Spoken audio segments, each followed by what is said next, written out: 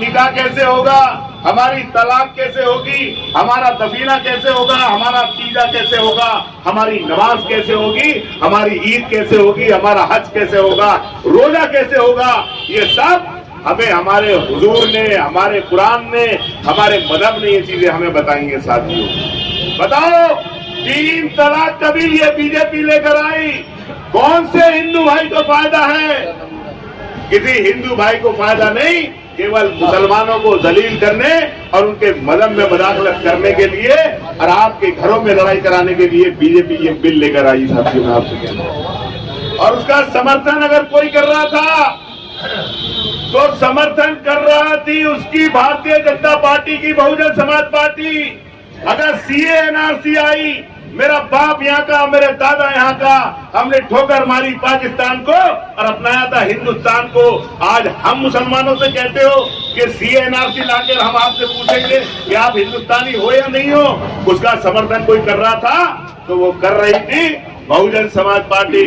अगर 370 पास हुई तो उसका समर्थन कोई कर रही थी तो बहुजन समाज पार्टी कर रही थी। और दानिश अली किस लिए पार्टी से निकाल दिए गए? दानिश अली इसलिए पार्टी से निकाल दिए गए कि दानिश अली ने कहा कि मुझे पार्टी में रहो या ना रहो, मैं 370 के खिलाफ बोलूंगा, मैं 3 तलाक के खिलाफ बोलूंगा। साथियों मैं आपसे कहना चाहता हूं कि आएंगे बहुजन समाज पार्टी के एजेंट और आकर कहेंगे कि साहब दलित वोट बहुत मिल रहा है, जिता दो। लेकिन साथियों जो कैंडिडेट है वो तो खुद बीजेपी के मुंशी के कैंडिडेट का मुंशी है। साथियों वो आपसे बता के जा रहा हूं, और जगह पर देख लो, जहां पर भी कैंडिडेट खड़े हैं सारे के सारे कैंडिडेट सिर्फ गठबंधन के उम्मीदवार को हराने के लिए खड़े हुए हैं। गलती मत कर देना साथियों, 90% वोट देना। बताओ साथियों, दानिश अली को जिताओगे या नहीं जिताओगे? बड़ी हल्की आवाज निकल रही है तो यार सुनाई दो। अरे बताओ, गठबंधन को जिताओगे या नहीं जिताओगे? चौधरी वाली बात भैया, तुम भी हल्की आवाज निकाल लो। बताओ साथियों, पंजे में मोहर लगाओगे या नहीं लगाओगे? एक बार ताली और बजाओ जोरदार। डॉक्टर ताहिर साहब, तुम्हें बताया ताली की बजवाई मैंने, तुम्हारा मेडिकल खर्चा बंद। पूछ रहे हो क्यों?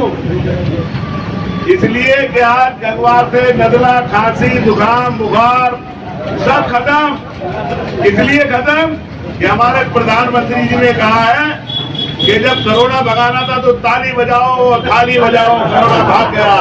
तो आज ताली बज गई और गंगवार से सारे लोग भाग गए नहीं भाग गए। तो साथियों इसलिए मैं कहना आया हूँ, किसी के बहकाए में मत आना। प्रधानी में क्या करते हो, जिला पंचायत में क्या करते हो, वो क्या करते हो, ये आपके बच्चों के मुस्तकबिल का चुनाव है। एक वोट की कीमत कितनी होती है आप समझ नहीं सकते साथियों। हो सकता है आने वाले समय के अंदर कब्रिस्तान में मिट्टी देने के लिए भी इजाजत लेनी पड़े आपको। हो सकता है कब्र खोदने के लिए भी इजाजत लेनी पड़े। हो सकता है कब्रिस्तान में लगाए हुए पेड़ों को काटने के लिए भी आपको इजाजत लेना पड़े। हो सकता है कि आप लोगों को जने क्या क्या इजाजत लेने पड़े। नदीम ठेकेदार, मैं बता तो रहा हूँ, बोलिए, मैं कह रहा हूँ किसी के बहकाए में मत